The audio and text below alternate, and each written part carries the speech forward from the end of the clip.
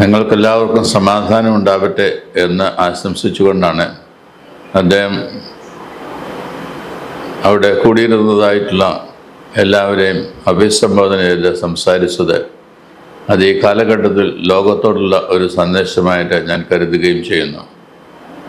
സംഘർഷപൂർണമായിട്ടുള്ള ഈ ലോകത്ത് വിവിധ സ്ഥലങ്ങളിൽ യുദ്ധങ്ങൾ നടമാടുന്നതായിട്ടുള്ള വേളയിൽ ഇന്ന് ലോകത്തിനും ജനങ്ങൾക്കും ആവശ്യമായിരിക്കുന്നത് സമാധാനമാണ്.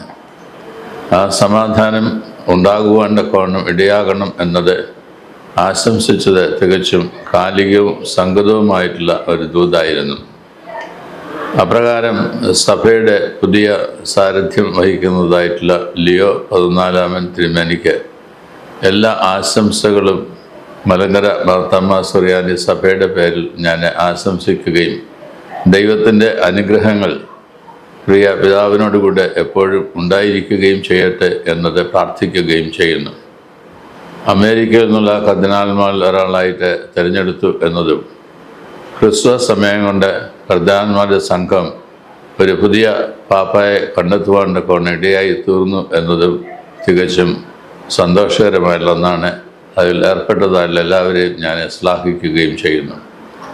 ഈ കാലഘട്ടത്തിൽ ലോകത്തിന് ആവശ്യമായിട്ടുള്ള എല്ലാ നേതൃത്വവും നൽകുവാൻ തക്കവണ്ണം ശാന്തവും ലളിതവുമായിട്ടുള്ള ജീവിത ശൈലി കൊണ്ട് ജനങ്ങളുമായിട്ട് ഐക്യദാർഢ്യം പ്രഖ്യാപിച്ച് ലോകത്തിന് സമാധാനം നൽകി അതേ അവസരത്തിൽ തന്നെ ദൈവിക പരിജ്ഞാനത്താൽ എല്ലാവരെയും നിറച്ച് ഈ ലോകത്തിന് ആവശ്യമായിട്ടുള്ള നേതൃത്വം നൽകുവാൻ തക്കവണ്ണം പുതിയ സാരഥ്യം വഹിക്കുന്നതായുള്ള ലിയോ 14 സാധ്യമായി തീരട്ടെ എന്നത് ഒരിക്കൽ കൂടി ഞാൻ പ്രാർത്ഥിക്കുകയും ആശംസിക്കുകയും ചെയ്യുന്നു. കേൾക്കുന്നതായുള്ള എല്ലാവർക്കും എൻ്റെ അഭിവാദനങ്ങൾ.